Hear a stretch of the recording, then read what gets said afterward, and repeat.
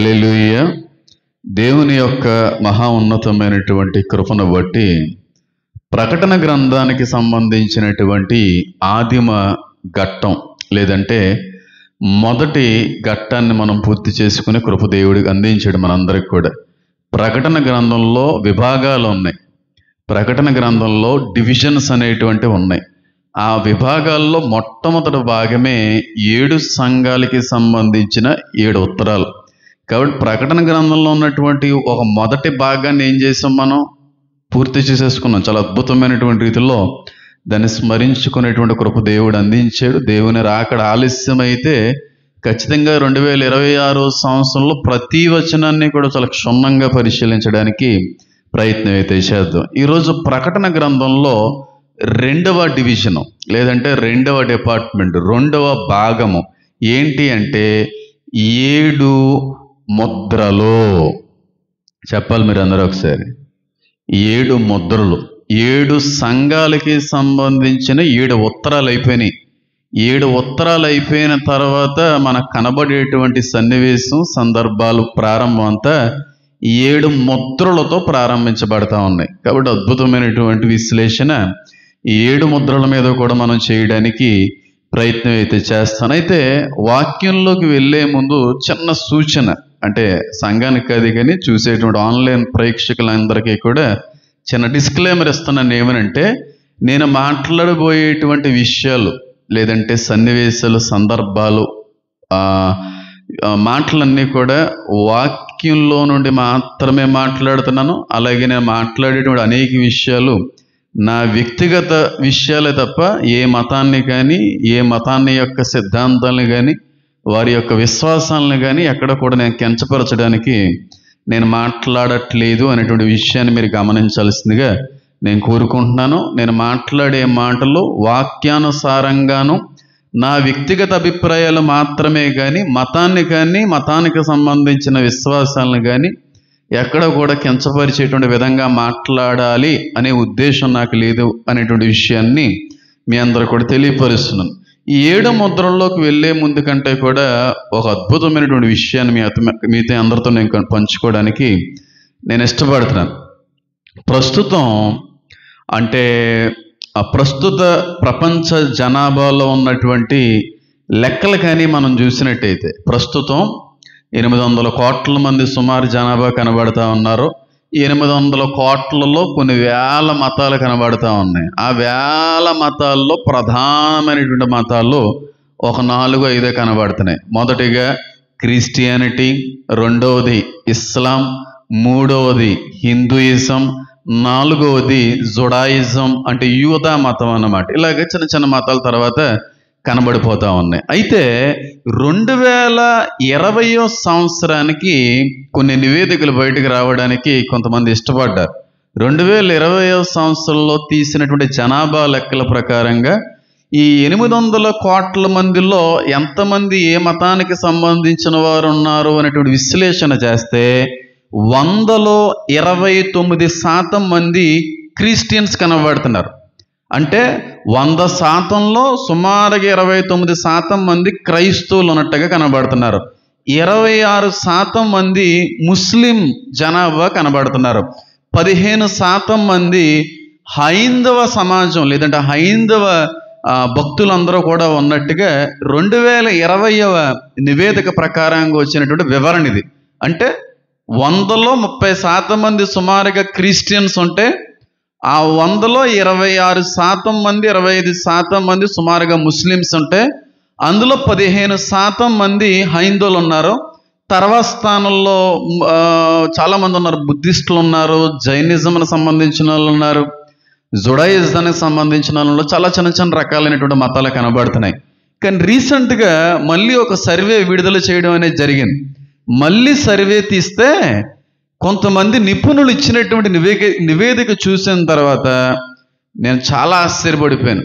అంటే 2025 సంవత్సరంలో మనం ఉన్నాం.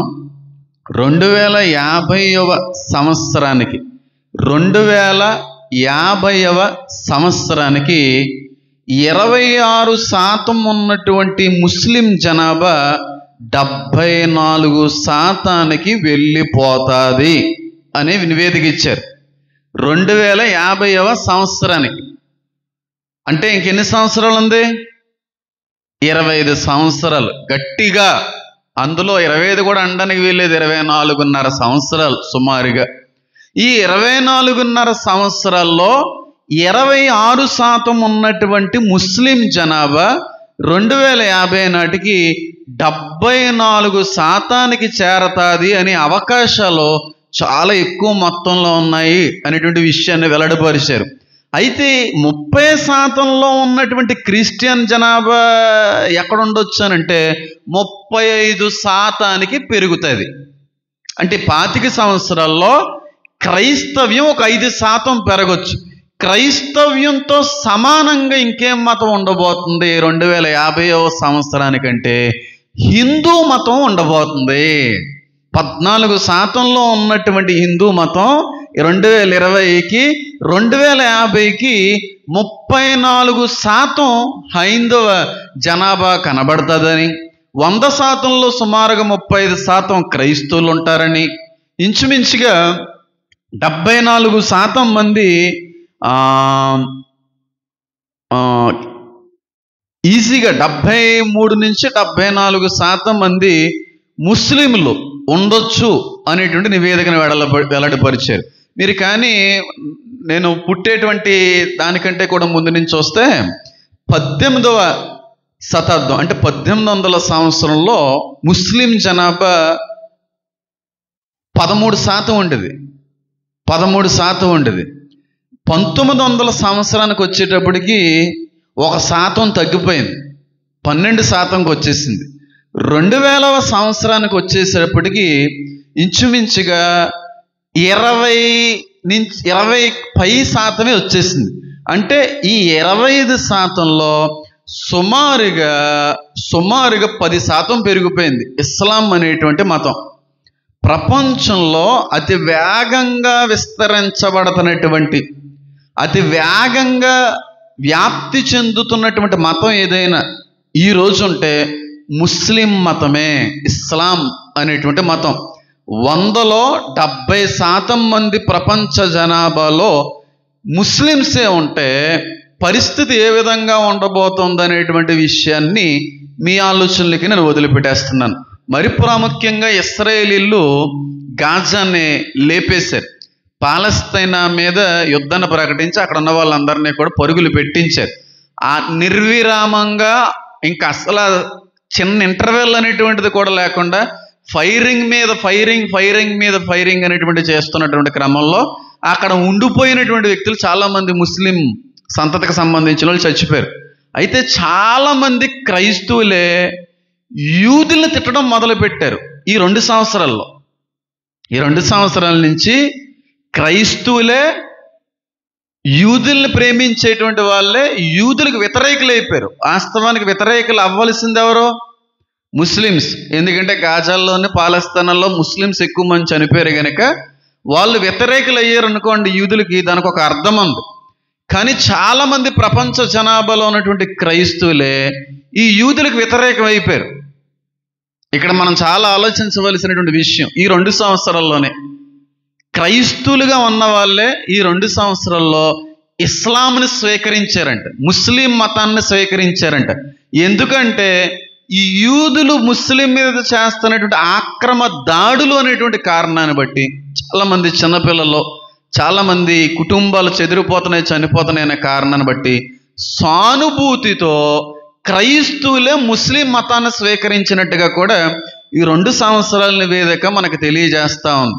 కాబట్టి ఏ కారణాలను బట్టి ముస్లిం మతం అనేటువంటిది పైకి విస్తరించబడుతుంది అనేటువంటి ఆలోచన చేస్తే చాలా ఉంది. కానీ అన్నిటికంటే కూడా ముఖ్య కారణం మనమున్నది ఆఖరి దినాల్లో, అందులో సందేహం లేదు. నేను ఎందుకు ఈ మాట చెప్తున్నాను? ఈ మాటకి ఈరోజు మాట్లాడుకోబోయేటువంటి అంశానికి ఏమన్నా సంబంధం ఉందా అనే ఆలోచన మీ అందరికీ వచ్చి ఉండాలి. ఖచ్చితంగా ఉందో లేదో తర్వాత ధ్యానాల్లో మీకే అర్థమవుతుంది. 2050వ సంవత్సరానికి 26% ఉన్నటువంటి ఇస్లాం మతం 74%కి వెళ్ళిపోబోతుంది. అంటే వాళ్ళ జనాభా ఎంత పెరుగుతుందనేటువంటిది మీకే వదిలిపెట్టేశాను. అర్థమవుతుందా నేను చెప్పేది? అయితే ఈరోజు మనం ధ్యానం చేసుకునేటువంటిది ముద్రలు. అంటే ఆ ముద్రలు ఎక్కడ కనబడతాయి మనకి? 6వ అధ్యాయం యొక్క ప్రారంభంలో మనకు కనబడతా ఉంటాయి.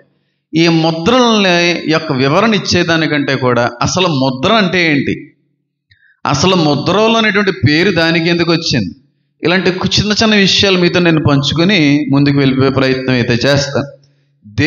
తండ్రి దేవుని చేతిలో ఒక చుట్ట ఉంది, ముద్ర వేయబడినటువంటి ఒక స్క్రాల్ అనేటువంటిది ఉంది.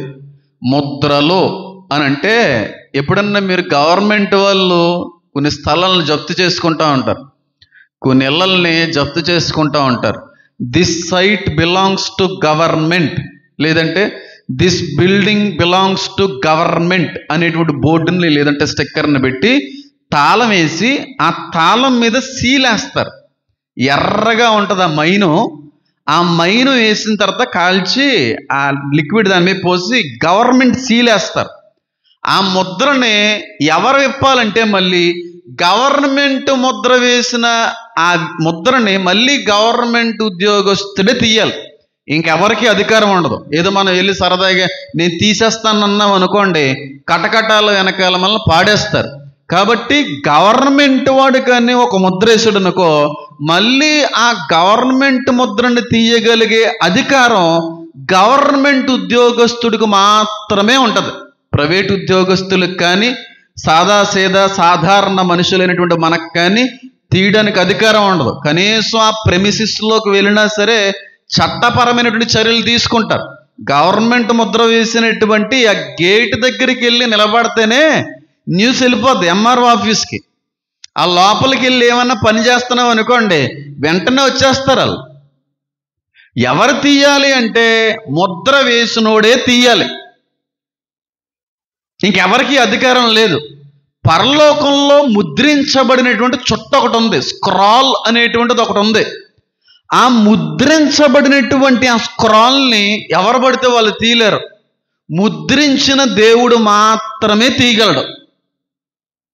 ఆ ముద్రలే 7 ముద్రలు.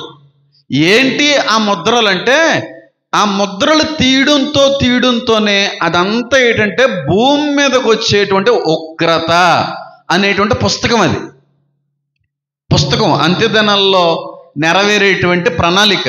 ఉగ్రత అనేటువంటి పుస్తకానికి దేవుడు స్టాంప్ వేసేసాడు. ఆ స్టాంప్ ఎవరు తీయలేరు, మళ్ళీ దేవుడే తీయాలి, ఎందుకంటే దేవుడే వేసాడు కనుక. ఇప్పుడు ఆ స్టాంపు వేయబడినటువంటి ఆ పుస్తకం పరలోకంలో కనబడుతుంది. 5వ అధ్యాయం అంతా కూడా 2 నిమిషాల్లో కథగా చెప్తాను, ఒక సినిమాలో చెప్తాను. ఎందుకంటే మనం ధ్యానించుకునేది 5 కాదు, 6వ అధ్యాయం. కానీ 5వ అధ్యాయం అనేటువంటిది అక్కడ బ్యాలెన్స్ ఉంది కనుక 5వ అధ్యాయం అంతా కూడా 2 నిమిషాల్లో చిన్న స్టోరీగా చెప్పేస్తాను. ఇప్పుడు ఆ ముద్రించబడినటువంటి ఆ పుస్తకం తండ్రి చేతిలో కనబడతా ఉంది. సింహాసనాసీనుడైనటువంటి సర్వశక్తి కలిగినటువంటి అద్వితీయ దేవుడైనటువంటి తండ్రి చేతిలో ముద్రింపబడినటువంటి ఆ స్క్రాల్ కనబడతా ఉంది. ఏంటి ఆ స్క్రాల్ అంటే అంత్య దినాల్లో నెరవేరవలసినటువంటి ప్రణాళిక. అంత్య దినాల్లో భూలోకంలో మానవులు ఎదురు చూసే సంభవింపబడేటువంటి అనుభవించేటువంటి మహా ఉగ్రతకి ముద్రలు వేయబడ్డాయి. ఆ ముద్రలు వేయబడినటువంటి ఆ పుస్తకం తండ్రి గారి చేతిలో కనబడతా ఉంది. ఇదంతా కూడా అపోస్తులుడైనటువంటి యోహాను గారు పట్మాసు ద్వీపంలో దర్శన రూపంలో చూస్తున్నాడు. ఉత్తరం ఇలా రాయన్నాడు కదా యేసయ్య, 7 సంఘాలకి ఉత్తరం రాశాడు కదా. ఉత్తరం రాసేసిన తర్వాత ఆయన్ని చూస్తున్నటువంటి దర్శన భావమే 5వ అధ్యాయం అంతా కూడా. ఏం చూస్తున్నాడంటే పరలోక సమూహం అంతా కూడా, పరలోక జీవులందరూ కూడా, ఆది ప్రవక్తలు అపోస్తులు హతసాక్షులుగా చనిపోయినటువంటి వాళ్ళు, పాత నిబంధనకు సంబంధించిన భక్తులు, ఇంకా వేలాది కోట్లాది దేవదూతుల యొక్క సమక్షంలో ఒక మీటింగ్ జరుగుతుంది. కోట్లాది దేవదూతలు ఉన్నాయి. పాత నిబంధనకు సంబంధించిన గోత్రకర్తలు, భక్తులు, రాజు, ప్రవక్తలందరూ కూర్చున్నారు అక్కడ. కొత్త నిబంధనకు సంబంధించిన అపోస్తులు కూడా సింహాసనాల మీద ఆసీనులై ఉన్నారు. చాలా మంది విశ్వాసులు, దేవుణ్ణి ఎరిగినటువంటి భక్తులు అందరి సమక్షంలో ఒక మీటింగ్ జరుగుతుంది. ఆ మీటింగ్ ఏంటి అనేది 5వ అధ్యాయంలో కనబడుతుంది. ఏంటనంటే 5వ అధ్యాయంలో అందరూ కూడుకున్నారు తండ్రి పిలుపు మేరకు. సింహాసనాసీనుడై ఉన్నటువంటి తండ్రి చేతిలో ఈ ముద్రించబడినటువంటి ఉగ్రత పుస్తకం అనేటువంటిది చేతిలో కనబడతా ఉంది. ఆ దృశ్యం అంతటనే కూడా అపోస్తులుడైనటువంటి యోహాను గారు చూస్తున్నారు. అక్కడ ప్రకటించబడిందన్నమాట, ఎవరైనా అపోస్తుల్లో ఉంటే ఈ ముద్రను తీయగలిగే అధికారము, శక్తి ఎవరికైనా ఉంటే వచ్చి తీయగలరు అని చెప్పి బలిష్ఠుడైనటువంటి ఒక దేవదూత బోరతో బిగ్గరగా కేకబెడుతుంది. ముద్రించబడినటువంటి ఆ ముద్రలో తీయవలసిన సమయం ఆసన్నమైంది, ఆ రోజులు దగ్గర పడ్డాయి. మీలో ఎవరైనా, మనలో ఎవరైనా ఈ ముద్రించబడినటువంటి ముద్రలని ఓపెన్ చేయగలిగే శక్తి ఉందా అని చెప్పి ప్రకటిస్తుంటే ఆడురాడు ఈడురారు, ఎవరు ఊలకడో పలకడో. ఏంటి ఒక్కరు కూడా రావట్లేదని చెప్పి అపోస్తులుడైన యోహాను గారు దిగ్భ్రాంతిలోకి వెళ్ళిపోయాడు. బాధపడతా ఉన్నారు. తండ్రి ఏమో ఆ ఉగ్రత పాత్రని, ఆ ముద్రించబడినటువంటి ఆ స్క్రాల్ చేత పట్టుకుని ఎవరన్నా విప్పండి అని అడుగుతుంటే ఒక్కడు కూడా విప్పడానికి ముందుకు రావట్లేదు ఏంటని చెప్పి అపోస్తుడైన యోహాను గారు ఏడుస్తున్నారన్నమాట.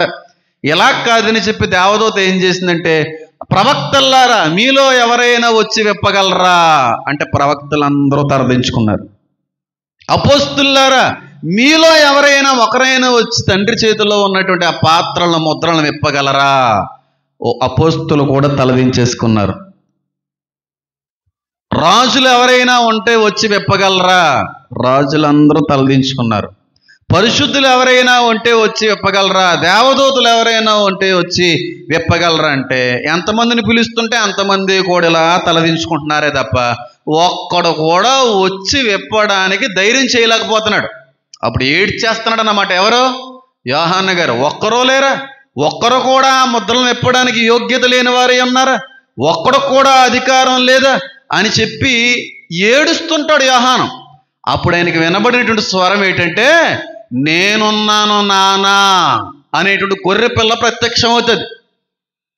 ఎంతమందిని పిలిచినా, ఎంతమందిని అడిగినా నా వల్ల కాదు అంటుంటే ఒక్కడునూ కూడా లేడా అనేటువంటి సందర్భంలో పక్కనటువంటి వ్యక్తి అంటాడు, ఉన్నాడొకడో, దావీదుకు చిగురైన యోధా గోత్రపు సింహమైన వాడున్నాడు, ఆయన మాత్రమే యోగ్యుడు అనేటువంటి మాట విన్నంటే గొర్రె పిల్ల ప్రత్యక్షం అవుతుంది. గొర్రె పిల్ల అంటే కుమారుడి ప్రభు యేసుక్రీస్తు వారు ప్రత్యక్షం అవుతారు. ఈయనకి మాత్రమే సర్వాధికారం ఉన్నది, ఈయనకి మాత్రమే అట్టి యోగ్యత ఉన్నది అని చెప్పి ఎప్పుడైతే నేనున్నాను నాన్న అని చెప్పి తండ్రి గారి చేతిలో ఉన్న చుట్టనిలా తీసుకుంటారో సర్వ పరలోకంలో ఉన్నటువంటి అన్ని జీవులు కూడా స్తుతించడం అనేటువంటిది మొదలు పెడతాయి, ఆరాధించడం అనేటువంటిది మొదలు పెడతాది. అక్కడున్న భక్తులు, సింహాసనాలను అధిష్ఠించుకున్న వాళ్ళందరూ ఈ గొర్రె పిల్లకి సాగిలపడతారు. నీవు మాత్రమే యోగ్యుడవు, నీకు మాత్రమే అధికారం ఉన్నది అని చెప్పి గొర్రె పిల్ల ముందు, కుమారుడు ముందు సాష్టాంగ నమస్కారం వేసేస్తారు. ఇంకా ఎందుకంటే ఎవరికి లేదు అధికారం, ఆయనకి మాత్రమే మానవులకి భూలోకం మీదకి ఉగ్రతని పంపించగలిగే అధికారం ఆయనకే ఉంది. ఎందుకంటే వాళ్ళ నిమిత్తము రక్తం కార్చింది ఆయన మాత్రమే కనుక ఆయనకే శిక్షించే అధికారము, తీర్పు తీసే అధికారము కుమారుడికే ఉంది. ఎందుకంటే ఎవరి కోసం వచ్చి రక్తం కార్చలేదు కాబట్టి ఎవరో ధైర్యం చేయలేకపోయారు, ఎవరో సాహసం చేయలేకపోయారు. ఎందుకంటే వాళ్ళకి అసలు యోగ్యత లేదు. మా వల్ల కాదు బాబోయ్, మేమెక్కడ ఓపెన్ చేయగలం, భూమి మీదకు ఉగ్రతను మేము ఎలా పంపించగలం, మాకు అంత సీన్ లేదంటుంటే నాకుంది సీన్ అని చెప్పి తండ్రి చేతుల్లో నుంచి స్క్రాల్ లాక్కుంటాడు ఆయన. అంటే ఆయన ఎంత పవర్ఫుల్ అర్థం చేసుకోండి. అదంతా కూడా 5వ అధ్యాయంలో రాయబడి ఉంటుంది. ఆ తీసుకున్నటువంటి చుట్ట మీద 7 ముద్రలు వేయబడి ఉంటాయి. ఎంతమందికి అర్థమవుతుంది అని చెప్పేది? పుస్తకాలు అంటే నేను చెప్పిన గ్రంథము పుస్తకాలు ఉండేవి కదా ఆనాటి కాలంలో. జంతు చర్మాల మీద రాస్తూ ఉండేవారు. రాసేసి మళ్ళీ దాన్ని మడత పెట్టేసి రౌండ్గా పొట్లం కింద పెట్టేసి ముద్ర వేసేస్తూ ఉండేవారు. ఆ జంతు చర్మం ఊడిపోకుండా ముద్రలు వేస్తూ ఉండేవారు. అలాగా ఈ చుట్ట మీద 7 ముద్రలు వేయబడ్డాయి. తీసుకున్నటువంటి కుమారుడు మొదటి ముద్ర విప్పడం మొదలు పెడతాడు. అప్పుడు ఏం జరుగుతుంది భూమి మీద అనేది ఈరోజు మనం పరిశీలన చేద్దాం. ముద్రలో దేవదూతలు ఎప్పో, ముద్రలు అనేది యేసయ్య మాత్రమే ఇప్పుతాడు. అర్థమైందా? పాత్రలో బోర్లు దేవదూతలు ఉద్దుతాయి, దేవదూతలు వంపుతాయి.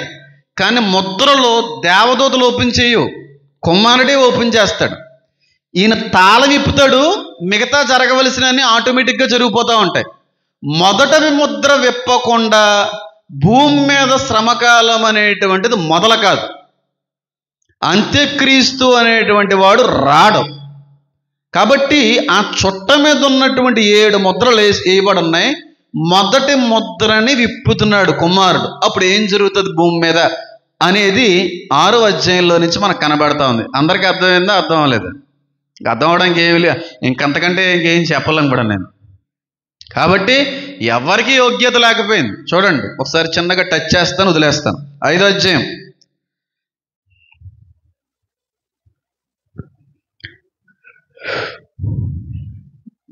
11వ వచనం. మరియు నేను చూడగా సింహాసనమును జీవులను పెద్దలను ఆవరించి ఉన్న అనేక దూతల స్వరం వినబడును. వారి లెక్క ఎలా ఉందంట?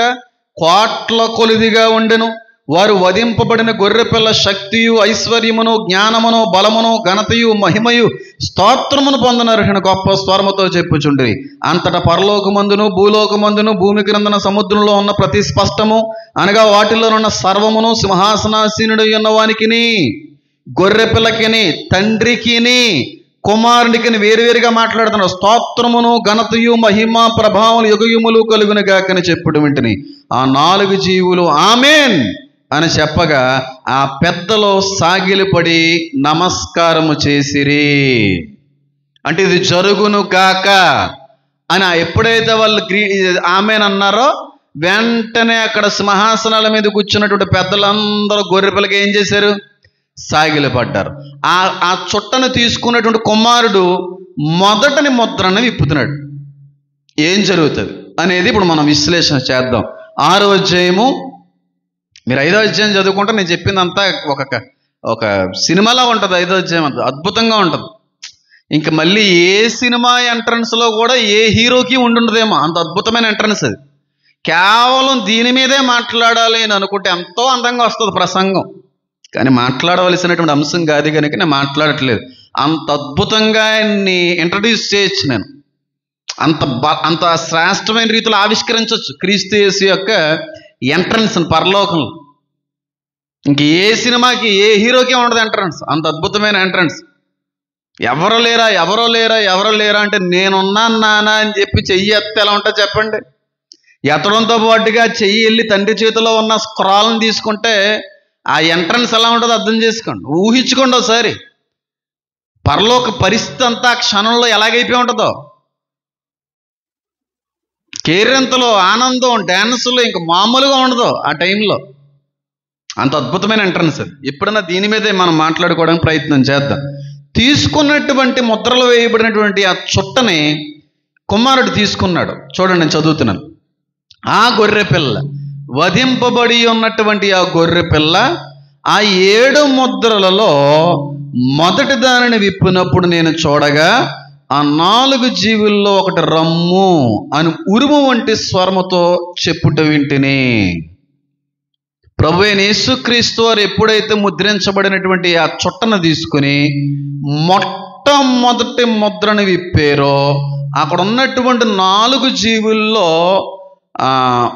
ఒక జీవి రమ్ము అంటుంది. ఎవరిని అంటుంది? దర్శనాన్ని అనుభవిస్తున్నటువంటి యోహానుని అని పిలుస్తుంది ఒక జీవి. ఏ జీవి అనేది అక్కడ రాయబోలేదు. 4 జీవులు ఉన్నాయి. పాత నిబంధన దానియేలులో ఉన్నాయి, యెహెజ్కేలులో ఉన్నాయి, ఇక్కడ కూడా ఉన్నాయి.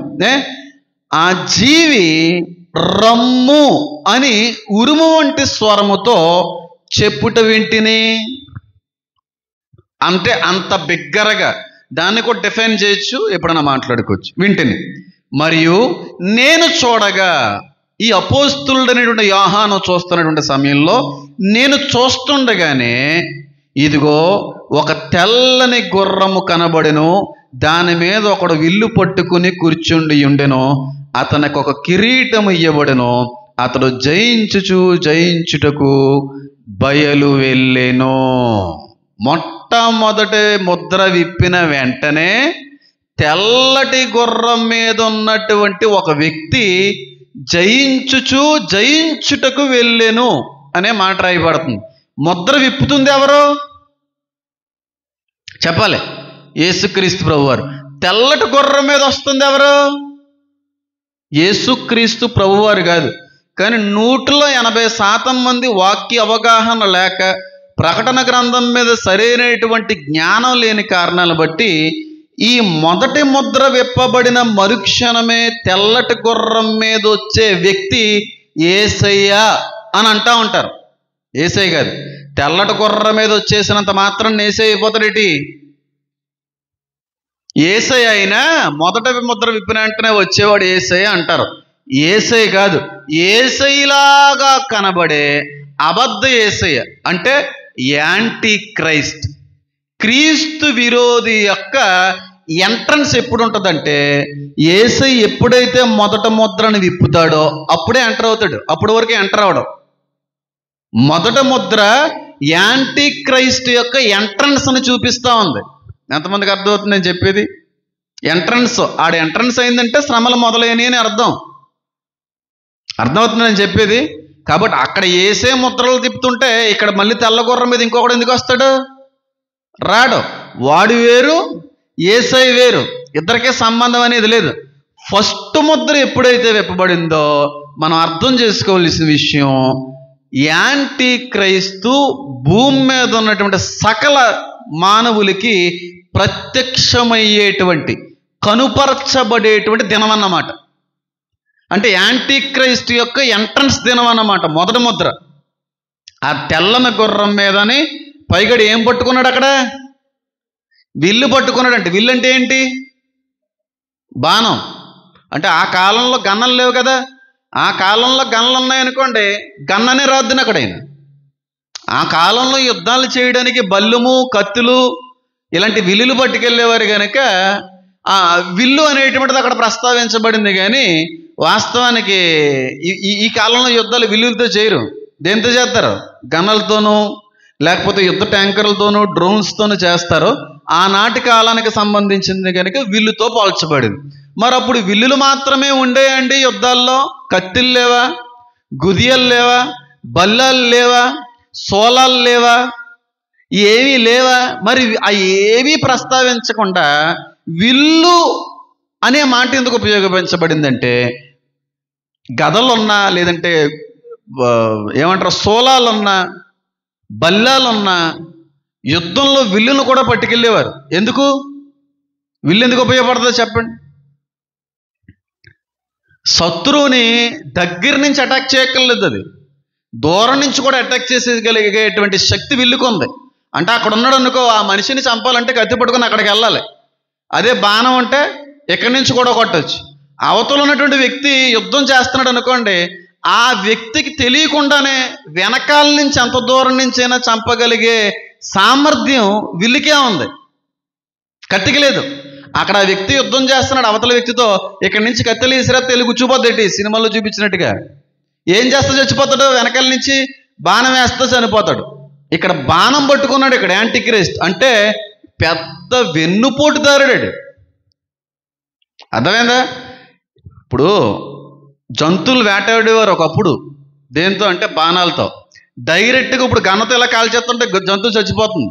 కానీ బాణాలు ఉన్నటువంటి సమయంలో ఆ జంతువుల్ని పట్టే విధానం ఎలా ఉండేదంటే, ఏ తొర పక్కనో, ఏ చెట్టు పక్కనో, ఏ తుప్ప పక్కనో నక్కి నక్కి నక్కి నక్కి వేయాలి, అప్పుడే దొరుకుతుంది అది. అవునా కదా? డైరెక్ట్గా వెళ్ళి కాల్చేస్తే అడుగు పొంది పడిపోయినట్టు పడిపోతావు. నక్కాలి, దాక్కోవాలి, అప్పుడే చెట్టు పక్క త్వరలో నుంచి వేస్తే జంతువు ఏమైపోతే పడిపోతుంది. యాంటీ క్రైస్ట్ కూడా చాలా నక్కి నక్కి నక్కి అటాక్ చేస్తాడు. వాడు గుణం ఆ విల్లు అనేటువంటి పదంలో దాగి ఉంది. పెద్ద వెనుపోటుదారుడు. పైగా తెల్లటి గుర్రం ఎందుకు రాయబడి ఉంది? ఏ రంగు గుర్రం అయినా సరే యాంటిక్రైస్ట్కి అనుగుణంగా రాసి ఉంటే సరిపోదును కదా. తెలుపు అనేటువంటిది పరిశుద్ధతకి, పవిత్రతకి, అన్నిటికీ మించి శాంతికి సాదృశ్యంగా ఉన్నటువంటి రంగు అది. వైట్ చూసాం అనుకోండి, మనసాంతం ఏమైపోతుంది, ఒక్కసారిగా ప్రశాంతంగా అవుద్ది. ఎరుపు చూస్తే ఇంకా ఫిరోషియస్గా మారిపోతాం. నలుపు చూస్తే అదొక నెగిటివ్ ఫీలింగ్స్. బ్లూ చూస్తే అదొక రకమైన ఫీలింగ్. వైట్ చూస్తే ఒక రకమైన ప్రశాంతత వస్తుంది. అవునా కదా? ఈ చర్చిల్లోకి నేను పరిచయకి మొదలైన సమయంలో ఇదంతా వైట్గా మార్చేశాను. కుర్చీలు, కట్టెళ్ళు, గిట్టెళ్ళు అన్నీ. ఎవరో బయట నుంచి వచ్చిన బయటలో వాళ్ళందరూ ఒకటే అన్నారు, ఏమండి పరలోకం ఎలా ఉంటుందో మాకు తెలియదు కానండి, ఈ చర్చిలోకి వచ్చి కూర్చుంటే మాత్రం పరలోకమే అనిపిస్తుందండి. అంత ప్రశాంతంగా ఉంటుందండి బాబు, ఎంతో శాంతిగా ఉంటుందండి బాబు, మనసంతా అదొక రకంగా అనిపిస్తుందండి బాబు అని అన్నారు. అంటే మొత్తం అంతా దేంతో కవర్ అయింది? కింద ఫ్లోరింగ్, పైన సీలింగ్, గోడలు, కర్టెన్స్, కుర్చీలు. ఇంకందరూ మనుషులుగా ఉన్న మనమే నలుపు రంగులతో వచ్చి కూర్చుంటాం తప్ప ఇక్కడ ఇంచుమించుగా అంతా తెలుపు ఉన్న కారణాన్ని బట్టి ప్రశాంతంగా అనిపించేదండి అని చెప్పి బయట వాళ్ళు చాలాసార్లు చెప్పారు. కాబట్టి ఈ తెలుపు అనేటువంటి రంగు ప్రశాంతతకు, అన్నిటికీ మించి శాంతికి సాదృశ్యంగా ఉన్నటువంటి రంగు. ఓకే. పైగా గుర్రం అనేటువంటిది ఎందుకు సాదృశ్యంగా ఉంది? తెలుపు గుర్రం అనేటువంటి దాని మీద వస్తాడా నిజంగా యాంటిక్రైస్ట్ అంటే 100కి 100% కూడా వచ్చేటువంటి యాంటిక్రైస్టు తెల్ల గుర్రం మీద మాత్రం కూర్చుంటాడు. వాని కూర్చోబెడతాడు. అలాగే ఏదో ఒక సెర్మనీలో, ఏదో ఒక కార్యక్రమంలో నీవు మాత్రమే ఈరోజు ప్రపంచ శాంతికి కారణభూతుడవు, నీ వల్ల మాత్రమే యుద్ధాలు అన్నీ కూడా అణిగాయి, నీ వల్ల మాత్రమే ప్రపంచంలో ఇంత శాంతి అనేటువంటి వచ్చింది కనుక సార్ మీరు ఖచ్చితంగా ఈ తెల్ల గుర్రం మీద కూర్చోవాలి అన్నప్పుడు ఖచ్చితంగా కూర్చుంటాడు ఆ వ్యక్తి. తెల్ల గుర్రం. వాస్తవానికి యేసుక్రీస్తు ప్రభు వారు గుర్రం మీద వస్తాడని అనుకునేవారు యూదులు. దేని మీద వచ్చాడైనా? అక్కడే వాళ్ళ నమ్మడానికి ఆస్కారం లేకుండా అయిపోయింది. గాడిద మీద వచ్చారు. గుర్రం మీద ఎవరు వస్తారు? రాజుగారు వస్తారు, రక్షకుడు వస్తాడు, అధిపతి వస్తాడు, అధికారి వస్తాడు. కానీ గాడిద మీద వచ్చారు. అక్కడ సింక్ అవ్వలేదు యూదులకి, ప్రవచనాలకి. కానీ యాంటిక్రైస్ట్ అనేటువంటి మోసగాడు, యేసుక్రీస్తు ప్రభు వారి యొక్క మారువేషంలో వచ్చినటువంటి వాడు యూదులను మభ్యపరచడానికి, ప్రపంచాన్ని మోసగించడానికి నిజంగా తెల్లటి గుర్రం మీద వ్యక్తి కూర్చుంటాడో. నేను ఇచ్చేటువంటి ఒకే ఒక్క సలహా ఏంటంటే, ఒకవేళ దేవుని రాకడ వాడికంటే కూడా ముందుగా వచ్చి జరిగిపోయి మేమందరం వెళ్ళిపోతే విడవబడేటువంటి వ్యక్తులకి నేను ఇచ్చే పెద్ద హింట్ ఏంటంటే, ఒక గొప్ప అధికారి, ఒక గొప్ప రాజు, లేదంటే ప్రపంచాన్ని వెళ్ళేటువంటి ఒక ప్రెసిడెంట్ గారైనా ఎవరైనా యూదుల సమక్షంలో తెల్లటి గుర్రం మీద కానీ వ్యక్తిని కూర్చోబెట్టారా, మీరు అర్థం చేసుకోవాలి ఆ వ్యక్తి యాంటిక్రైస్ట్ అని.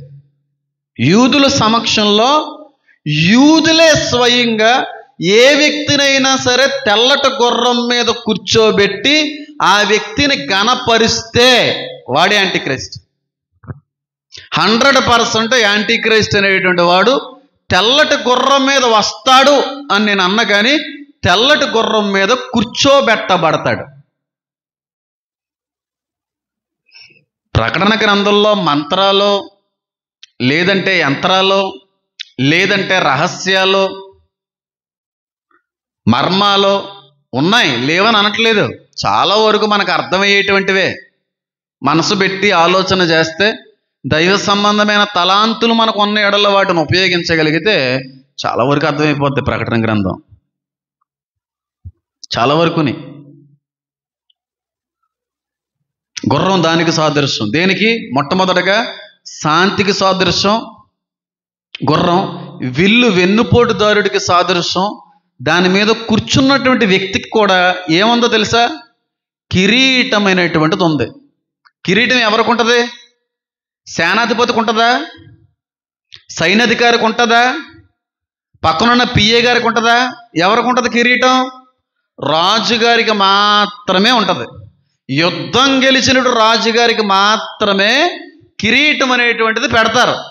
సింహాసనాన్ని అధిష్ఠించుకున్నటువంటి వ్యక్తి మాత్రమే కిరీటానికి అర్హుడు. అంతేకాని సేనాపతులకి, సైన్యాధికారులకి, పక్కనున్న వాళ్ళకి కిరీటాలు ఉండవు. ఇక్కడ ఉన్నటువంటి వ్యక్తికి తల మీద ఏం పెట్టబడింది?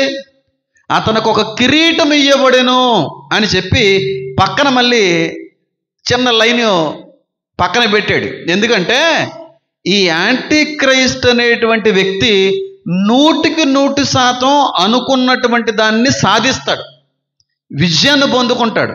అంటే ఆయనకి ఆపద, ఆటంకము అనేది పొరపాటును కూడా ఎక్కడ కనబడదు. ఆయన ఏదనుకున్నా జరిగించుకుంటాడు, ఏదనుకున్నా సాధిస్తాడు. ఒక మాటలో చెప్పాలంటే ఆ వ్యక్తే ప్రపంచం మీద రాజ్యము చేస్తాడో, అంటే విక్టరీని పొందుకుంటాడు. ఏ పని మీద అయితే యుద్ధాన్ని ప్రారంభించాడో ఆ పని మీద వచ్చే విజయం కూడా ఈయన అనుభవిస్తాడు అని అర్థం. అంటే యాంటీ క్రైస్ట్ రావడంలో ఉన్న ఉద్దేశం అంతా కూడా 1000% నెరవేరుతుంది. ఆడు అనుకున్న అన్నీ జరిగిస్తాడు. వాడు ఏదైతే సాధించడానికి వచ్చాడో, ఏ ఆలోచనతో అయితే వచ్చాడో అవన్నీ 100% కూడా నెరవేర్చేసుకుంటాడు. అంత పవర్ఫుల్ లీడర్ ఆ వ్యక్తి, యాంటీ క్రైస్ట్ అనేటువంటి వ్యక్తి. చాలామంది మెసేజ్ల్లోనూ కామెంట్లలోనూ అడుగుతూ ఉంటారు, అన్న ఇప్పుడు ఏ ముద్రలో ఉన్నామన్నా మనం? మొదటి ముద్రలో ఉన్నావా, రెండో ముద్రలో ఉన్నావా, మూడో ముద్రలో ఉన్నావా, నాలుగో ముద్రలో ఉన్నామని చెప్పండి అన్న. మొదటి ముద్రలో ఉన్నావనే మాకు అనిపిస్తుంది అన్నా అని కొంతమంది. మొదట ముద్ర అనేటువంటిది కానీ విప్పబడితే యాంటీ క్రైస్ట్ అనేటువంటి వాడు ఎప్పటికే ప్రపంచంలో చలామణి అవుతూ ఉండాలి. మొదటి ముద్ర కానీ ఇప్పటికే విప్పిన ఎడల యాంటీ క్రైస్ట్ అనేటువంటి వ్యక్తి ఖచ్చితంగా ఏదో ఒక గర్భంలో పుట్టుండాలి, వాడు పెరుగుండాలి, మన మధ్యనే మనకు తెలియకుండా తిరుగుతూ కూడా ఉండాలి. మన మధ్యనే ఉండాలి నాకు తెలిసి, కానీ ఆడు ఎవడో మనకు తెలియట్లేదు. ఆ వ్యక్తి తనంతట తానుగా బయలుపరుచుకునేటువంటి దినం ఒక రోజు ఉంది. మీకు విషయం తెలుసా? యాంటీ క్రైస్ట్కి పర్మిషన్ ఇచ్చేది కూడా ఎవరు? దేవుడే. యేసయ్య పర్మిషన్ ఇవ్వకుండా యాంటీ క్రైస్ట్ కూడా రాడు. ఎందుకంటే ముద్ర ఆ అన్లాక్ చేసేది యాంటీ క్రైస్ట్ తాళం కప్పని యేసయ్యే. అప్పుడు వస్తాడు ఆ వ్యక్తి. మొదటి ముద్ర అనేటువంటిది యాంటీ క్రైస్ట్ యొక్క, క్రీస్తు విరోధి యొక్క ఆరంభము. మీరు అడగొచ్చు నన్ను, పాస్టర్ గారండి యాంటీ క్రైస్ట్ ఇప్పటికే మన మధ్యన ఉన్నాడంటారా అండి అని అంటే, నేనంటాను నాకున్నటువంటి జ్ఞానాన్ని బట్టి, నాకున్న ఆలోచన విధానాన్ని బట్టి, నాకున్నటువంటి ప్రేరణ బట్టి 100 కాదు 1000% ఇప్పటికే పుట్టాడు, పెరిగాడు, మన మధ్యనే సంచరిస్తూ కూడా ఉన్నాడు. కానీ ఆ వ్యక్తి హీరోగా రాజుగా యావత్ ప్రపంచానికి పరిచయం చేసుకునేటువంటి దినం మాత్రం ఇంకా జరగలేదు, ఇంకా నెరవేరలేదు. ఖచ్చితంగా మన మధ్యనే ఉన్నాడు. వాడికి ఉండే క్వాలిటీస్ ఏంటంటే 100కి 100% ఒక మంచి వ్యాపారవేత్త వ్యక్తి, 100కి 100% మంచి రాజకీయవేత్త ఆ వ్యక్తి, 100కి 100% ఆ వ్యక్తికి ప్రపంచంలో ఉన్న అన్ని దేశాల మీద కూడా పట్టున్న వ్యక్తి, అన్నిటికీ మించి ప్రపంచంలో ఉన్న అన్ని రాజకీయ పార్టీలకి వేత్తలకి పరిచయం ఉన్న వ్యక్తే ఈ వ్యక్తి. ఎవరై ఉండొచ్చు? ఒబామా గారై ఉండొచ్చా కొంతకాలం. ఇప్పటికీ నమ్మే వాళ్ళలో నేను ఉన్నాను, నమ్ముతున్న వాళ్ళు ఉన్నారు, ఆ విశ్వాసంలో వెళ్ళే వాళ్ళు ఉన్నారు. కొంతమంది సౌదీ రాజకుమారుడు ఆయన ఉండొచ్చు అనేటువంటి ఆలోచన ఉంది. కొంతమంది ఇంకొక దేశానికి సంబంధించినటువంటి కొడుకు అనేవాళ్ళు కొంతమంది ఉన్నారు. కొంతమంది ట్రంప్ గారు అల్లుడు, ఆయన కూడా యాంటీ క్రైస్ట్ అయి ఉండొచ్చు అనేటువంటి విశ్వాసంలో వెళ్ళే వాళ్ళు కూడా ఉన్నారు. కొంతమంది రష్యా ప్రధాని పుటిన్ గారు కూడా యాంటీ క్రైస్ట్ అయి ఉండొచ్చు అనేవాళ్ళు ఉన్నారు. కొంతమంది ట్రంప్ గారే అయి ఉండొచ్చు అనేవాళ్ళు ఉన్నారు. అటు ఇటుగా నేను కూడా ఉంటాను. ఏమో నెతన్యాహు అయి ఉండొచ్చు అనే వాళ్ళు కూడా ఉన్నారు. కాబట్టి ఈ వ్యక్తి ఖచ్చితంగా ఒక రాజకీయ పార్టీకి సంబంధించిన వాడే ఉంటాడు. ప్రపంచాల్ని ఏలుతున్నటువంటి ఒక రాజకీయవేత్త అయి ఉంటాడు. అలాంటి వ్యక్తి శాంతి ఒప్పందాన్ని తీసుకొస్తాడు. యాంటీక్రైస్ట్ పరిచయం ఎలాగుంటుందంటే ప్రపంచం అంతా కూడా షాక్ అయిపోద్ది. నేను అంటాను, భూ పునాదులు వేయబడినటువంటి దినం మొదలు ఆ రోజు వరకు అంత పవర్ఫుల్ మనిషిని ప్రపంచం ఎప్పుడూ చూసి ఉండదు. అంత పవర్ఫుల్ మనిషి అయిన, అంత పవర్ఫుల్ పర్సన్ ఆ వ్యక్తి. ప్రపంచం ఎప్పటి వరకు అలాంటి మనిషినే చూసి ఉండదు. అంత పవర్ఫుల్ లీడర్ ఆ యాంటీక్రైస్ట్ అనేటువంటి వ్యక్తి. ఎందుకు అంత పవర్ఫుల్ లీడర్ అంటే ఆయన అవునంటే అవును, కాదంటే కాదుగా ఉంటాయి మాటలు. ఏ దేశం మీదకైనా, ఏ ప్రెసిడెంట్ దగ్గరికైనా సరే ఆగు అంటే ఆగిపోవాల్సిందే. అంత పవర్ఫుల్ లీడర్ అయ్యి ఉంటాడు. ఆయన చేసేటువంటి మొట్టమొదటి శాంతి ఒప్పందం ఏంటి అని అంటే, ఆయన వచ్చే సమయానికి, యాంటీ క్రైస్ట్ గాడు వచ్చే సమయానికి ప్రపంచం గలిబిలిగా ఉంటుంది. ప్రపంచం అంతా కూడా యుద్ధాలు జరుగుతూ ఉంటాయి. యుద్ధాలు లేకుండా అసలు ఉండే ప్రసక్తి లేదు. అంటే ఒక మాటలో చెప్పాలంటే, యాంటీ క్రైస్ట్ రావాలి అంటే ప్రపంచంలో శాంతి కనబడకూడదు. శాంతి లేని సమయంలోనే శాంతినివ్వడానికి వచ్చినటువంటి దేవుడిగా ఈ వ్యక్తిని నమ్ముతారు ప్రపంచంలో. అంటే మీకు అర్థమవలసింది ఏంటంటే, మత్తయి సువార్త 24వ అధ్యాయంలో కనబడేటువంటి అన్నీ కూడా జరుగుతూ ఉంటాడు ఆడు వచ్చే సమయానికి. ప్రపంచంలో శాంతి ఉండదు. ఇప్పుడు ఎంతో కొంత శాంతి ఉంది. ఎందుకనంటే ఇరాన్కి ఇస్రాయేల్కి మధ్యన యుద్ధం ఏమైంది? ఆగిపోయింది. చైనాకి అమెరికాకి యుద్ధం జరగట్లేదు. యుక్రెయిన్కి రష్యాకి మధ్యన ఉన్న యుద్ధం అది కూడా కాంప్రమైజింగ్గానే ఉంది. కానీ ఆడు వచ్చే సమయానికి ప్రపంచంలో ఉన్న చాలా దేశాలు యుద్ధాల్లో పాల్గొంటాయి. అంటే అమెరికాకి చైనాకి గొడవ అవుతూ ఉంటుంది.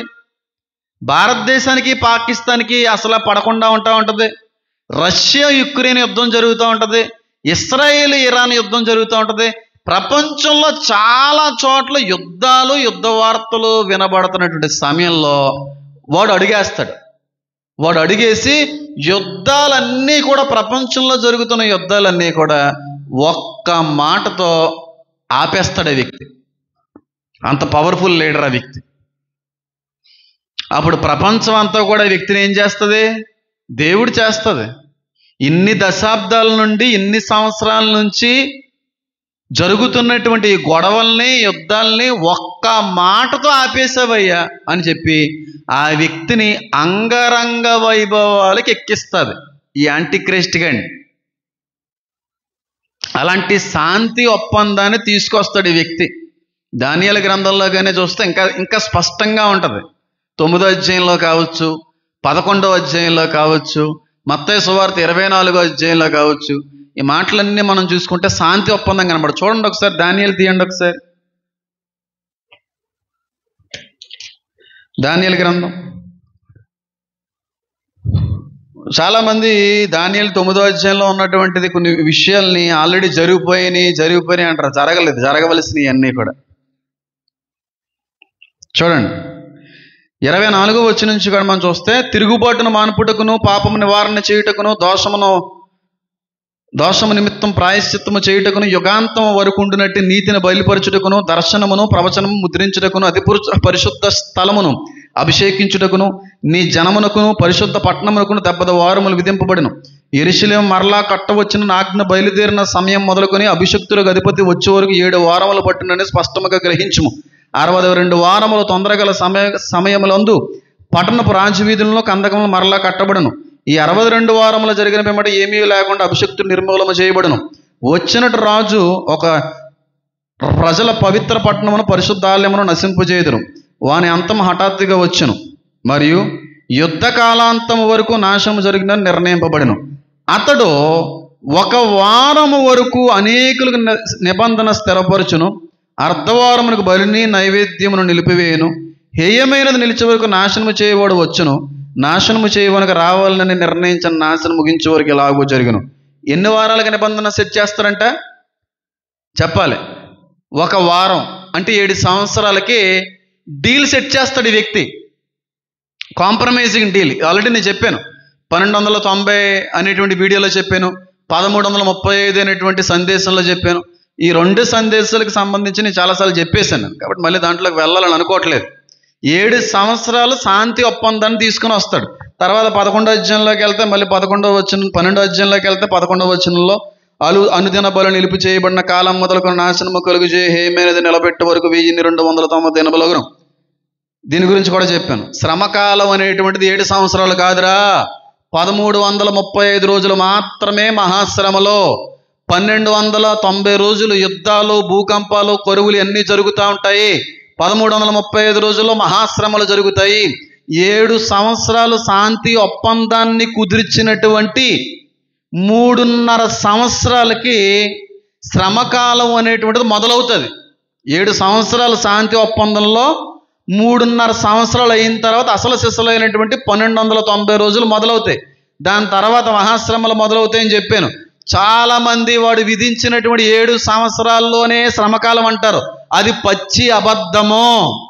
వాడు తీసుకుని వచ్చే శాంతి ఒప్పందపు 7 సంవత్సరాలు శ్రమకాలం కాదు, అస్సలు కాదు. వాడు విధించిన 7 సంవత్సరాల మధ్య నుంచి చిన్నపాటి శ్రమలో ముగించినటువంటి సమయం నుంచి 1335 రోజులు మహాశ్రమలో అనే వీడియోలు చేశాను. లాస్ట్లో లింక్ పెడతాను, చూడాలనుకునే వాళ్ళు చూసే ప్రయత్నం చేయొచ్చు. 7 సంవత్సరాలు శాంతి ఒప్పందం తీసుకొస్తాడు వచ్చేటువంటి క్రీస్తు విరోధి అనేవాడు, యాంటీ క్రైస్ట్ గడు. అర్థమవుతుందని నేను చెప్పేది. ఈ ఎక్కువగా 2 గంటలే ఉండవు మెసేజ్లు, గంట ఆ టైంలోనే ముగించుకునే ప్రయత్నం చేస్తాను. శాంతి ఒప్పందాన్ని తీసుకుంది. ప్రపంచంలో అనేకులకి నిబంధన కుదురుస్తాడని ఉందా? ఒకరికి ఇద్దరికని ఉందా? చూడండి, దానియేలు 9వ అధ్యాయము 27వ వచనం. అతడు 1 వారము వరకు అనేకులకు నిబంధనను స్థిరపరచును. వాడు మాటిస్తాడు, ఈ 7 సంవత్సరాలు ఏం మాట్లాడకండి, ఈ 7 సంవత్సరాలు నేను చెప్పినట్టుగా వినండి, ఈ 7 సంవత్సరాలు నోరు విప్పకండి, 7 సంవత్సరాల తర్వాత చెయ్యవలసినవి చేద్దాం, తీసుకోవలసిన నిర్ణయాలు తీసుకుందాం, అప్పుడు వరకు ఒకరి మీద ఒకరు యుద్ధం చేసుకోకండి అంటే అందరూ ఒప్పుకుంటారు. సరే సార్, మీరు ఎలా అంటే అలాగే చేద్దాం సార్ అని చెప్పి వాడు తీసుకున్న నిర్ణయాన్ని గౌరవిస్తారు. ఎన్ని సంవత్సరాలు? 7 సంవత్సరాలు. మనకి ప్రత్యేక తెలంగాణ రాకముందు కాంగ్రెస్ గవర్నమెంట్ ఎన్ని సంవత్సరాలండి? ఎన్ని సంవత్సరాలు? 5 years 10 years టైం ఇచ్చిందా? ఈ 10 years 5 years మాట్లాడకండి, మీరు గొడవలు పడకండి. నేను చెప్పే నిర్ణయం ఒక రోజు ఉందని సోనియా గాంధీ గారు పెద్ద నిర్ణయం తీసుకున్నారు. అప్పటి వరకు తెలంగాణ వాళ్ళు కానీ ఆంధ్ర వాళ్ళు కానీ గొడవలు పడ్డారా? గొడవలు పడలేదు, ఏమీ చేయలేదు. నిర్ణయం తీసుకున్న తర్వాత ఏమైనాయి? అప్పుడు వీళ్ళకి పడకుండా చాలా రకాలైనటువంటి పరిస్థితులు అనేటువంటివి నెలకొన్నాయి. అలాగే వీడు 7 సంవత్సరాలు టైం విధిస్తాడు శాంతి ఒప్పందం. ఈ 7 సంవత్సరాల్లో గొడవలు ఉండకూడదు, యుద్ధాలు ఉండకూడదు, ఒకడి మీద ఒకడికి ఏ విధమైనటువంటి ద్వేషాలు ఉండకూడదు.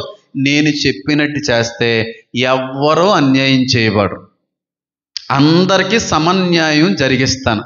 నా మీద నమ్మకం లేదంటే అందరూ నమ్ముతారు. ఎందుకంటే అప్పటికే వీడు చాలా సంవత్సరాల నుంచి నలుగుతున్నటువంటి గొడవల్ని సెట్ చేసేస్తాడు. చాలా అద్భుతమైనటువంటి రాజకీయం జరిగిస్తాడు, డీల్స్ కుదిరిస్తాడు. కాబట్టి ప్రపంచంలో ఉన్న చాలా మందికి ఈ వ్యక్తి మీద నమ్మకం వచ్చేస్తుంది. చాలా కరెక్ట్గా మాట్లాడతాడు ఈ వ్యక్తి, ఈ వ్యక్తి ఏది చేసినా కరెక్ట్గా ఉంటుంది అనేటువంటి ఒక అపారమైన నమ్మకాన్ని ఈ వ్యక్తి సంపాదించుకుంటాడు. 7 సంవత్సరాలు ఈ టైంలో 3.5 సంవత్సరాలు గడిచిపోయిన తర్వాత యూదులు అప్పటికే మందిరాన్ని కట్టేసుకుంటారు. నైవేద్యాలు, పూజలు ఇవన్నీ జరిగిపోతూ ఉంటాయి. 7 సంవత్సరాల టైం విధించిన వ్యక్తే వచ్చి 3.5 సంవత్సరాలకి నైవేద్యాన్ని, బలిని ఆపేయాలి అంటాడు. అప్పుడు నుంచి శ్రమలు మొదలవుతాయి. అవి 1290 రోజులు కనబడే శ్రమలు. 1290వ రోజున చచ్చి బతికి నిషిద్ధమైన వస్తువుని యెరూషలేము 3వ దేవాలయంలో పెడతాడు. అప్పుడు నుంచి అసలు సిసలైన శ్రమలు 1335 రోజులు ఈ మహాశ్రమలు. అప్పుడే 666 ముద్ర అనేటువంటిది కూడా బయటకు వస్తుంది. ఆ 1335 రోజులు కూడా అనుభవించి దాన్ని తాలుకొని తట్టుకునేవాడు ధన్యుడు అని ఉంటుంది 12వ దానియేలు గ్రంథంలో. కాబట్టి మధ్యలోనే వాడు నిబంధనను అతిక్రమిస్తాడు, డీల్ని కట్ చేస్తాడు. అంటే మీకు అర్థం అవ్వాల్సిన విషయం ఏంటో తెలుసా?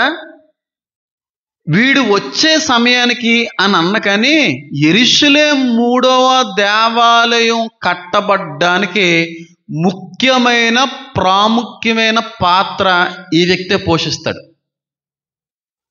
ఈ వ్యక్తి యొక్క సహాయ సహకారాలను బట్టే యెరూషలేము 3వ దేవాలయం అనేటువంటిది కూడా చాలా వరకు కట్టబడుతుంది.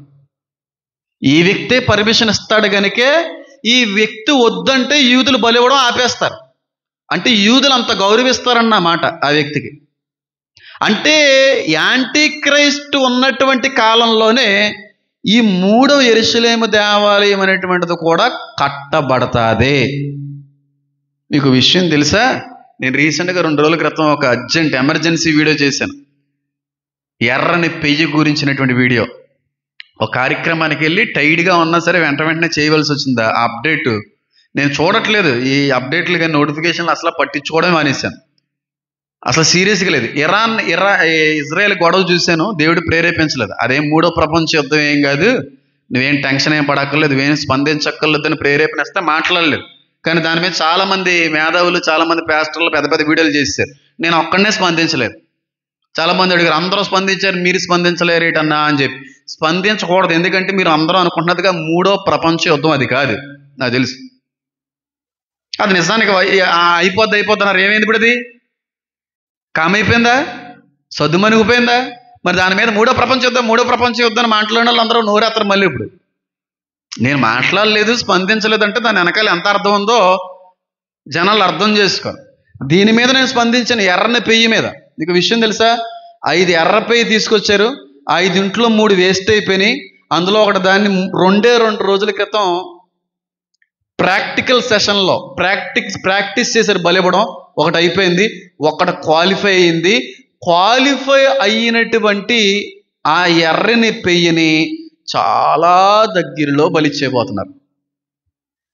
ఎర్రని పెయ్యి బలి ఇవ్వబడుతుందంటే 3వ యెరూషలేము దేవాలయం కట్టబడ్డానికి రెడీగా ఉన్నారనా లేదా? ఇంకో కొన్ని రోజుల్లో 3వ యెరూషలేము దేవాలయం కట్టబడేటువంటి సన్నాహాలు సిద్ధమైనవి అంటే యాంటీ క్రైస్ట్ అనేటువంటి వాడు మన మధ్యనికి వచ్చాడనా లేదా? నేను చెప్తుంది కాదు, యూదులే రోజుకు న్యూస్ ఇస్తున్నారు. అలా రోజుకు న్యూస్. 2025లో కట్టేస్తామండి అనేవాళ్ళు కొంతమంది, 2026 సంవత్సరంలో ప్రారంభించబడుతుంది దేవాలయం యొక్క నిర్మాణం అనేటువంటి వాళ్ళు కొంతమంది.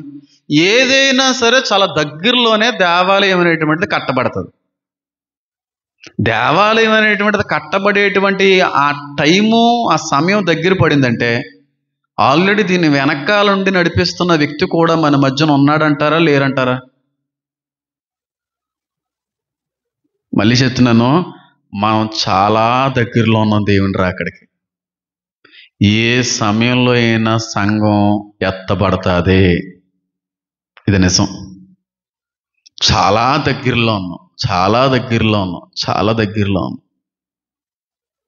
మనం అనుకుంటున్నటువంటి దానికంటే కూడా దగ్గరగా ఉన్నాం.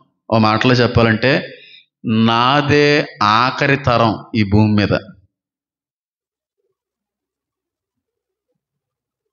మళ్ళీ తరాలు ఉండబో, అంత దగ్గరగా ఉంది దేవుని రాకడ. ఎందుకనంటే క్లియర్గా వాక్యం సెలవిస్తుంది కదా, యెరూషలేము దేవాలయం కట్టబడతాది అనేటువంటి వార్త మీకు వినబడిన దగ్గర నుంచి 65 వారాల్లో మందిరం పూర్తవుతుంది. అభిషక్తుడు నిర్మూలం అవుతాడు. దానికి పర్మిషన్ ఇచ్చినాడు. ఎవరో అభిషక్తుడు అనేది కూడా నేను మాట్లాడటం జరిగింది. రావలసిన రాజు వస్తాడు, దాడి చేస్తాడు, వాడు నాశనం అవుతాడు. అప్పుడు వీడొచ్చి సెటిల్ చేస్తాడు, కామ్గా ఉండండి అని చెప్పి అంటాడు. 3.5 సంవత్సరాలకు వచ్చి పూర్తిగా బలిని నైవేద్యాన్ని ఆపేస్తాడు. అసలు ఇవన్నీ మాట్లాడడం కంటే కూడా దేవాలయం అనేటువంటిది ఆఖరి దినాల్లో శ్రమకాలంలో కట్టబడి ఉండాలి. ఇప్పుడు ప్రస్తుతం ఇశ్రాయేల్లో దేవాలయం లేదు, కానీ దేవాలయం కట్టాలి అనే ఆలోచనలో చాలా బలంగా ఉన్నారు. 99% ఉన్నారు. ఇంకో 1% గ్రీన్ సిగ్నల్లో ఒకరి నుంచి రావాలి, అది వస్తే అయిపోయినట్టే, స్టార్ట్ చేసినట్టే. అంటే దేవుని రాకడ ఎంత దగ్గరగా ఉందో అర్థం చేసుకోండి. ఎక్కడ అవుతుందంటే గొడవ, పెద్ద సెటిల్మెంట్ ఎక్కడ చేస్తాడంటే ఇప్పుడు ఉన్నటువంటి యెరూషలేము పట్టణంలో ఉండవలసిన దేవాలయం దగ్గర మసీదులు కట్టబడ్డాయి. ఇప్పుడు దేవాలయం కట్టాలంటే 2 మసీదుల్లో ఒక మసీదుని తీసేస్తారో ఒక మసీద్ అనేటువంటిది పూర్తిగా నిర్మూలన చేయబడుతుంది. అప్పుడు ముస్లిం కంట్రీస్ అందరూ కూడా యుద్ధం ప్రకటిస్తారు ఇశ్రాయేల్ మీద. అప్పుడు వీడు ఆగమంటాడు, ఆగండి సెట్ చేస్తాడు. దీని మీద నేను ఇప్పుడు వీడియో కూడా చేస్తాను. బహుశా సాయంత్రానికి కానీ రేపటికి కానీ మీ వరకు కూడా వచ్చే అవకాశం ఉంటుంది. అప్పుడు మాట్లాడే ప్రయత్నం చేస్తాను. అప్పుడు పెద్ద కాంప్రమైజింగ్ డీల్ అనేటువంటిది జరుగుతుంది. మీకు విషయం పెద్ద షాకింగ్గా ఈ విషయం చెప్పమంటారా? యూదులకి పెద్ద శత్రువులు ఎవరంటే ముస్లింలే అని అందరూ అనుకుంటా ఉంటారు. కానీ యూదులకి పెద్ద ఫ్రెండ్స్ ఎవరో తెలుసా? ముస్లిమ్సే. ఈ యూదులు గాజాలో ఉన్నటువంటి ముస్లిమ్స్ని పరిగెలెట్టించేస్తుంటే, వాళ్ళు ఖాళీ చేయించేస్తుంటే అరబ్ దేశాలు మీరు చెయ్యండి మేము ఉంటామని చెప్పి సపోర్ట్ చేసి, వాళ్ళు ముస్లిమ్స్ వీళ్ళు ముస్లిమ్సే. ముస్లిమ్స్లో ఇస్లాంలో 2 వర్గాలు ఉన్నాయి. ఒక వర్గం ఏమో సున్నీ ముస్లిమ్స్ అంటారు, ఇంకొక ముస్లిమ్స్ ఏమో షియా ముస్లిమ్స్ అంటారు. 2 భాగాలు. ఈ ఇస్లాంలోనే రెండు రకాలైనటువంటి భాగాలు, ఒకలంటే ఒకరు పడదు. సున్నీలు ప్రపంచంలో 85 నుంచి 90% మంది సున్నీ ముస్లిమ్సే. 10 నుంచి 10% మాత్రం షియా ముస్లిమ్స్. షియాలు ఏంటి వాళ్ళకి వీళ్ళకి మధ్య ఉన్నటువంటి తేడా అంటే చాలా ఉంది. సున్నీ అనేటువంటి ముస్లిమ్స్ అందరూ కూడా వాళ్ళ ప్రవక్త అయినటువంటి మొహమ్మద్ ప్రవక్త గారి దగ్గర ఉన్నటువంటి ఒక వ్యక్తి బాగా నడిపించాడు, ముస్లిం కమ్యూనిటీని బాగా నిలబెట్టేటువంటి వాడు ఈయనే అని చెప్పి ఒక బృందం ఏర్పడింది. మొహమ్మద్ ప్రవక్త కుటుంబం నుంచి రాలేదు, బయట వ్యక్తి ఈ వ్యక్తి ముస్లిం కమ్యూనిటీని బాగా నిలబెట్టగలడని చెప్పి. షియాలు ఎవరంటే మహమ్మద్ ప్రవక్త కుటుంబంలో నుంచి పుట్టేవాడే ముస్లిం కమ్యూనిటీని బాగా నిలబెట్టగలరనే విశ్వాసంలో వాళ్ళు వెళ్తూ ఉంటారు. వాళ్ళు 10-15% మంది. ఈ షియా ముస్లిమ్స్ ఏ దేశాల్లో ఉన్నాయంటే ఇరాను, ఇరాక్, పాలస్తీనా, పాకిస్తాను, టర్కీ, ఈ దేశాల్లో, పాకిస్తాన్ కూడా కాదనుకుంటా, ఈ దేశాల్లో షియా అనే ముస్లిమ్స్ ఉంటారు. అరబ్ కంట్రీస్లో ఉన్న వాళ్ళందరూ సున్నీలు. ఇప్పుడు యూదులు షియా ముస్లిమ్స్ మీద గొడవకెళ్తున్నారు. సున్నీలు షియాలంటే పడరు కాబట్టి యూదులకు సపోర్ట్ చేస్తున్నారు. అర్థమైంది? ఇప్పుడు అందులో రెండు భాగాలు. మళ్ళీ ఎక్కువ శాతం మాత్రం సున్నీలే ఉంటారు. ఇంచుమించుగా అన్నీ ఒక విధంగా ఉంటే కొన్ని విషయాల్లో తేడాగా ఉంటాయి అంతే. కానీ ఇద్దరూ కూడా మహమ్మద్ ప్రవక్త గారిని చాలా ప్రత్యేకమైన ప్రవక్తగానే వాళ్ళు ఆరాధిస్తూ ఉంటారు, ఒక దేవుడిని ఆరాధిస్తూ ఉంటారు. కానీ 2 రకాలైనటువంటి గ్రూప్స్ అయిపోయినాయి. పడవు, వాళ్ళకి పడవు, ముస్లిమ్సే కానీ పడవు. ఇప్పుడు ఈ షియాల మీద, ఇరాన్ మీద యూదులు అందరూ దాడి చేస్తున్నారు. అప్పుడు సున్నీలు ముస్లిమ్స్ అయిన అరబ్ వాళ్ళు అందరూ యూదులకి సపోర్ట్ చేస్తూ మీరు చెయ్యండి అని చెప్పి అంటున్నారన్నమాట. ఇప్పుడు ఎప్పుడు గొడవ అవుద్దంటే ఇక్కడ కట్టే యెరూషలేము 3వ దేవాలయం కట్టేటువంటి సందర్భంలో పెద్ద గొడవ అవుతుంది. పెద్ద గొడవ అయినప్పుడు ఈ వ్యక్తి వచ్చి కాంప్రమైజ్ చేస్తాడు. ఎవరు? యాంటీ క్రైస్ట్ అనే వ్యక్తి. చాలా యుద్ధాలు కాంప్రమైజ్ అయిపోతాయి. ప్రపంచాన్ని శాంతిలోకి నడిపిస్తాడు ఈ వ్యక్తి. అంత పవర్ఫుల్ లీడర్ ఈ వ్యక్తి. ఎవరో అరబ్ రాజకుమారుడా, దుబాయ్ రాజకుమారుడా, ట్రంప్ గారా, ఒబామా గారా, ఎవరైనా ఉండొచ్చు. కానీ దగ్గరలో మాత్రం వాడెవడో మనందరికీ అర్థమయ్యేటువంటి ఆనవాళ్ళు అయితే దగ్గరలో ఉన్నాయి. ఎందుకంటే యెరూషలేము 3వ దేవాలయం కట్టబడుతుంది, నిర్మించబడుతుంది అనేటువంటి వార్త వచ్చినట్టు వాళ్ళు ఏం ఊరుకోరు. ముస్లిమ్స్ కంట్రీస్ ఏం ఊరుకోరు. వాళ్ళు మసీదుని పడగొడతామంటే అస్సలు ఊరుకోరు. అప్పుడు గొడవ ఖచ్చితంగా అవుతుంది. చాలా పెద్ద మారణ హోమం అనేటువంటిది కనబడుతుంది. యుద్ధం మళ్ళీ మొదలవుతుంది. అప్పుడు వచ్చి కాంప్రమైజ్ చేస్తాడు. ఈ 3వ యెరూషలేము దేవాలయం కట్టేటువంటి సమయానికే 3వ ప్రపంచ యుద్ధానికి దారి తీస్తుంది. అప్పటి వరకు 3వ ప్రపంచ యుద్ధం అనేటువంటివి ఏది జరగదు. ఈ దేవాలయమే నిర్మాణమే 3వ ప్రపంచ యుద్ధానికి మార్గము అంటాను. దాన్ని క్లోజ్ చేస్తాడు, ఆపుతాడు వ్యక్తి, కాంప్రమైజ్ చేస్తాడు. అంత పవర్ఫుల్ లీడరు ఎవరు? క్రీస్తు విరోధి అనేటువంటి అబద్ధ క్రీస్తు, యాంటీ క్రైస్ట్ అనేటువంటి వ్యక్తి. కాబట్టి మొదటి ముద్రను బట్టి మనం నేర్చుకోవలసిన విషయం ఏంటంటే అది యాంటీ క్రైస్ట్కి, క్రీస్తు విరోధికి సాదృశ్యంగా ఉన్నటువంటి ముద్ర. అంటే యేసుక్రీస్తు ప్రభు వారు ఎప్పుడైతే ఫస్ట్ ముద్ర తీశారో యాంటీ క్రైస్ట్ గాడి యొక్క ఎంట్రన్స్, అరైవల్ మొదలైపోతుంది.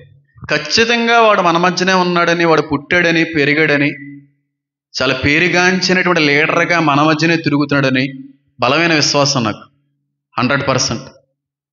మనం చాలా దగ్గరలో ఉన్నాం. సంఘం ఎత్తబడేటువంటి కాలం దగ్గరలో సమీపించింది. వీలైనంత త్వరగా మనం సిద్ధపడకపోతే మనం 100% విడవబడతాం. ఇందులో మాత్రం ఏ విధమైన అతిశయోక్తి లేనే లేదు.